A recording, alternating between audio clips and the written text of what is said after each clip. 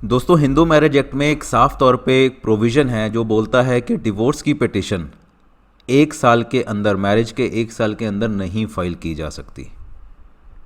और कितने टाइम के बाद की जा सकती है, कैसे की जा सकती है, कब डिवोर्स जो पर्सन्स हैं वो कब शादी कर सकते हैं, पनिशमेंट क्या है बाइगैमी की, इन सब चीज़ों के बारे में प्रोविज़न साफ तौर पे दिए हुए हैं सेक्शन 14 से सेक्शन 18 के बीच। तो इस वीडियो में हम section 14 to 18 of Hindu Marriage Act discuss करेंगे और देखेंगे कि कब ये मैरिज जो है डिज़ोल्व की जा सकती है, कितनी देर के बाद डिवोर्स पिटीशन फाइल की जा सकती है, कौन सा प्रोविज़न क्या गवर्न करता है, इन सब चीज़ों के बारे में आइए डायरेक्ट बेर एक्ट से हम देखते हैं। तो सेक्शन 14 की बात करें तो ये बोलता है no petition for divorce to be presented within 1 year of marriage. 1 साल तक मैरिज अगर हो गई है तो 1 साल तक कोई भी पिटीशन डिवोर्स के लिए, सेक्शन 13 में डिवोर्स हमने डिस्कस किया है बहुत अच्छे से, सारी ग्राउंड्स उसमें। तो डिवोर्स जो सेक्शन 13 में हमें मिलता है उसमें कोई भी पिटीशन 1 साल तक फाइल नहीं की जा सकती, ठीक है। लेकिन एक प्रोवाइज़ो है।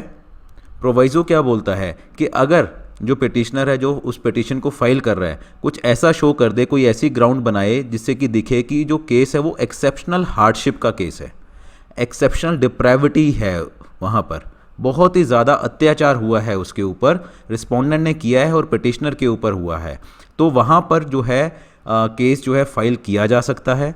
एप्लीकेशन लगानी होगी वहाँ पर सेक्शन 14 की, सो दैट जो कोर्ट है वो एक तरह से एक लीव दे दे, एक परमिशन दे दे कि हाँ आप फाइल कर सकते हो, प्रेजेंट जो है अपनी पिटीशन फाइल कर सकते हो। बट अगर कोर्ट को लगता है कि जो उसने एप्लीकेशन फाइल की है या उसने जो परमिशन ली है फाइल करने के लिए petition with in 1 year of marriage, वो कुछ कंसीलमेंट पे की है या मिस रिप्रेजेंटेशन कुछ किया है, तो कोर्ट जो अगर डिक्री पास कर भी दी है तो उसको ये बोल सकती है कि 1 साल तक उस डिक्री की कोई मान्यता नहीं होगी, या फिर उसको डिसमिस भी कर सकती है पिटीशन को, ठीक है। या बोल सकती है कि decree shall not have effect until after the expiry of 1 year from the date of marriage, या फिर उसको ये भी बोल सकते हैं कि हम आपकी पिटीशन जो है, जो आपने मिस रिप्रेजेंटेशन की है या कंसीलमेंट की है, हम डिसमिस कर रहे हैं। बट उससे ये नहीं होगा कि वो दोबारा जब फाइल करेगा 1 साल की जो टाइम है उसके बाद, तो उसके ऊपर कोई उसका इफेक्ट नहीं होगा, ठीक है।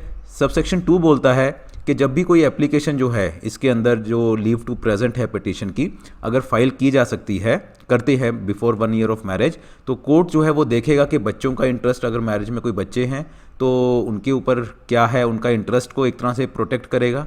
या फिर कोई रिकन्सिलेशन भी अगर कोर्ट को लगता है कि पॉसिबल है 1 साल के अंदर, तो वो भी उसको कंसिडर करते हुए ही उस एप्लीकेशन को जहाँ पर ये बोला जाएगा कि हाँ आप डिवोर्स पिटीशन फाइल कर दो, उसको डिस्पोज ऑफ करने से पहले उसके बारे में भी कोर्ट जो है सोचेगा, बच्चों के बारे में भी और रिकन्सिलेशन के बारे में भी। तो ये 2 चीज़ें आपको बहुत ध्यान से समझनी है, रिकन्सिलेशन और बच्चे जो उनसे हैं इनके बारे में। अब डिवोर्स मान लीजिए हो गया, सेक्शन 13 में जो डिवोर्स की पिटीशन थी वो फाइल हो गई और वो डिवोर्स ग्रांट हो गया। अब ये क्वेश्चन उठता है कि क्या अगले दिन ही वो शादी कर सकते हैं? तो कोर्ट क्या बोलता है, सेक्शन क्या बोलता है, section 15, when a marriage has been dissolved by a decree of divorce and either there is no right of appeal. कहता है डिक्री ऑफ डिवोर्स हो गया, या तो कोई अपील का राइट ही नहीं है, या फिर अगर राइट ऑफ अपील है कि दूसरी पार्टी अगर अपील में जाना चाहे तो वहाँ पर राइट ऑफ अपील है, और वो जो है टाइम जो है निकल गया विदाउट फाइलिंग एन अपील। मान लो अपील फाइल करने के लिए सपोज एक्स डेज मिलते हैं, वो एक्स डेज निकल गए, अपील फाइल नहीं हुई है, या फिर अपील फाइल हुई थी वो डिसमिस हो गई है, तब वो पर्सन जो है शादी कर सकता है। तो 3 चीज़ें हैं, या तो अपील का राइट ही नहीं है, जैसे 13B म्यूचुअल कंसेंट में कोई राइट ऑफ अपील नहीं है, वहाँ पर म्यूचुअल कंसेंट से होता है, तो आगे चाहे 13B में पिटिशन में जैसे आपको डिवोर्स मिला तो अगले दिन ही पार्टी जो है शादी कर सकती है, because there is no right to of appeal. तो अगर राइट ऑफ अपील है और वो टाइम निकल गया है कि कितने दिन मिलते हैं, मान लो 30 दिन का टाइम है, 90 दिन का टाइम है, अगर वो टाइम निकल चुका है तब भी वो कर सकती है, या फिर अगर अपील फाइल की थी और वो डिसमिस हो जाती है तो भी पार्टी जो है शादी कर सकती है। तो सेक्शन 15 में ये बताया गया है कि कब वो शादी कर सकते हैं। सेक्शन 16 ये बता रहा है कि legitimacy of children of void and voidable marriage. Void और वॉइडेबल मैरिजेस क्या होती हैं वो हमने एक वीडियो में देखा है सेक्शन 11 और 12 में। 11 में वॉइड मैरिज के बारे में बताया, वॉइडेबल बताया है सेक्शन 12 में। तो वहाँ पर अगर कोई बच्चे पैदा होते हैं, कंसीव होते हैं, तो उनका क्या स्टेटस रहेगा, क्या वो लेजिटिमेट होंगे या इलेजिटिमेट होंगे, उसके बारे में यहाँ सेक्शन 16 बताता है। आपको डायरेक्ट क्वेश्चन भी आ सकता है कि बताइए लेजिटिमेसी ऑफ चिल्ड्रन कौन से सेक्शन में है और कौन सी मैरिजेस की वहाँ बात की है। तो 11 वॉइड मैरिज वॉइडेबल मैरिज 12। तो ये बोला है यहाँ पर कि मान लीजिए कोई भी शादी जो है वॉइड हो गई या फिर वॉइडेबल है, डिक्री ऑफ नलिटी पास हो गई, तो वहाँ पर जो बच्चे होंगे साफ तौर पे बोला गया है, चाहे वो मैरिड, वो जो है वो क्या कहते हैं वॉइड है या वॉइडेबल है, वो लेजिटिमेट ही होंगे। अगर मैरिज वो वैलिड होती, ठीक है, अगर मैरिज वो वैलिड होती, जो बच्चे वहाँ पर लेजिटिमेट होते वो यहाँ पर भी लेजिटिमेट होंगे। ठीक है, तो सेक्शन 16 में जहाँ पर भी आप देखो ये सब सेक्शन 1 सब सेक्शन 2 यहाँ पर यही बोला है कि वॉइडेबल है अगर सेक्शन 12 में तो भी वहाँ पर बच्चे जो है लेजिटिमेट होंगे। और सेक्शन 11 ये जो सब सेक्शन 1 है सेक्शन 11 को रिलेटेड है, ये बोलता है कि वहाँ पर भी बच्चे लेजिटिमेट ही होंगे अगर वैलिड मैरिज होती, जैसे वहाँ पर थे वहाँ पर भी वैसे ही होंगे। वॉइड और वॉइडेबल मैरिजेस के जो बच्चे हैं लेजिटिमेट ही कहलाएंगे। सब सेक्शन 3 ये इंपॉर्टेंट है, ये बोलता है कि जैसे लेजिटिमेट बच्चे अगर होते हैं तो वहाँ पर पेरेंट्स की प्रॉपर्टी में भी उनका हक होता है और जो इंसेस्ट्रल प्रॉपर्टी होती है उन पे भी हक होता है। बट सब सेक्शन 3 क्या बोलता है कि जो भी बच्चे होंगे वॉइड और वॉइडेबल मैरिजेस के, वहाँ पर जो उनका राइट्स होगा, ये देखिए यहाँ पर लिखा हुआ है एनी राइट्स इन और the property of any person other than the parents, means वहाँ पर कोई भी उनका राइट नहीं होगा। ये क्या बोलता है, nothing contained in sub section 1 और 2 shall be construed as conferring upon any child of a marriage which is null and void or which is annulled by a decree of nullity under section 12 any rights in or to the property of any person other than parents, means parents की property में तो right होगा but other than parents किसी भी और की property में कोई राइट नहीं होगा। ठीक है, तो मान लो एंसेस्ट्रल प्रॉपर्टी में उन बच्चों का जो वॉइड और वॉइडेबल मैरिजेस के बच्चे हैं उनका राइट नहीं होगा, सिर्फ पेरेंट्स की प्रॉपर्टी में ही उनका राइट होगा। तो ये आपको बहुत ध्यान से याद रखना है, पूछा जा सकता है। वॉइड और वॉइडेबल मैरिज में जो बच्चे होंगे लेजिटिमेट होंगे और प्रॉपर्टी में राइट सिर्फ पेरेंट्स तक ही सीमित रहेगा, पेरेंट्स के इधर उधर कहीं और राइट्स उनके नहीं बनते।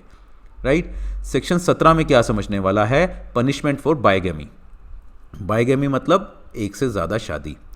Any marriage between two Hindus solemnized after the commencement of this act is void if at the date of such marriage either party had a husband or wife living. कहता है वो मैरिज तो वॉइड है और जो प्रोविजन होंगे 494 और 495 IPC के वो अप्लाई होंगे। 494 में पनिशमेंट फॉर बाइगेमी है। ठीक है, तो जो पनिशमेंट वहाँ पर होगी कहते वही पनिशमेंट होगी। सेक्शन 17 में एक्सक्लूसिव कोई और पनिशमेंट नहीं बताई गई है, सिर्फ ये बताया गया कि मैरिज वॉइड होगी और 494 एंड 495 आईपीसी के प्रोविजन यहाँ वैलिड होंगे, अप्लाई होंगे। इसके लिए आप सेपरेट वीडियो है हमारा जहाँ पनिशमेंट फॉर बाइगेमी 494 भी डिस्कस किया है, सेक्शन 17 भी डिस्कस किया है हिंदू मैरिज एक्ट का, वो रेफर कर सकते हैं। Section 18 punishment for contravention of certain other conditions of a Hindu marriage. Hindu marriage की कंडीशन जो है सेक्शन 5 में है। ठीक है, बहुत अच्छा एक्ट है, वो बार बार मैंने आपको बताया कि बहुत अच्छे से आपने समझना है। अगर वहाँ पर जो कंडीशंस हैं कि हिंदू मैरिज में जो जो कंडीशन होनी चाहिए, अगर कहीं कॉन्ट्रावेंशन होता है तो उसकी जो पनिशमेंट है, ठीक है, जो सज़ा है वो सेक्शन 18 में है। ये क्या बोलता है कि every person who procures a marriage of himself or herself to be solemnized under this act contravention करता है I3 condition, I4, I5। I3 आपको याद होगी वहाँ पर एज से रिलेटेड था कि जो लड़की है एज होनी चाहिए मिनिमम 18, लड़के की 21। अगर ये कॉन्ट्रावेंशन होता है तो एक क्लॉज क्या बोलता है इसका, ये बोलता है कि अगर I3 का कॉन्ट्रावेंशन होता है एज वाला तो वहाँ पर रिगरस इम्प्रिजनमेंट है। याद रखना, रिगरस है, सिंपल नहीं होती। सिंपल होती है जहाँ पर काम नहीं करवाते, रिगरस होती है जहाँ काम भी करवाते हैं। ठीक है, रिगरस इम्प्रिजनमेंट होगी, 2 साल तक की पनिशमेंट हो सकती है, 1 लाख तक का जुर्माना भी हो सकता है या दोनों भी हो सकते हैं। तो अगर एज से रिलेटेड कॉन्ट्रावेंशन है, लड़की छोटी थी या लड़का छोटा था, तो 2 साल तक की सज़ा, 1 लाख रुपए तक का जुर्माना और सज़ा रिगरस। अगर फोर्थ जो प्रोहिबिटेड रिलेशनशिप वाली कंडीशन थी या स्पिंदा वाली थी, वो वाला का अगर कॉन्ट्रावेंशन होता है, ठीक है, तो मैरिज तो आपको पता है कि वो क्या होगी, वॉइड होगी।